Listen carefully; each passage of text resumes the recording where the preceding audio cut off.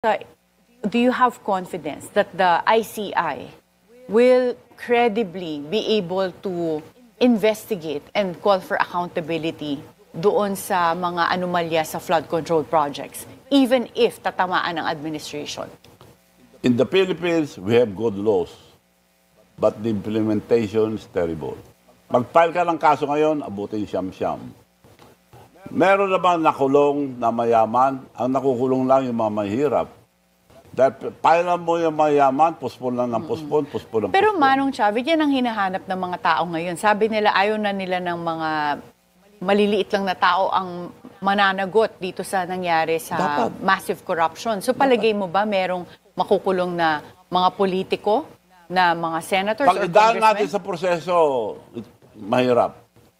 O paano po? Pero ito, we have Mayor Benji Magalong as the advisor of the ICI. At sinabi mo, mabuting tao sina Mayor Magalong at former Secretary Babe Sison. Yes. Do you have Wala silang power confidence eh. na kaya nila? They are honest people, but no power. Paano sila mag-imbestiga? So palagay mo kulang na executive Kulang. order lang. Pakitang tao lang yan. Gagamitin lang sila pampapugi, pampagawapo sa ano nila, na kunyari, wala silang alam. Pero wala mangyayari yan. The only way, kako nga, ang gobyerno natin, sobra ng bulok.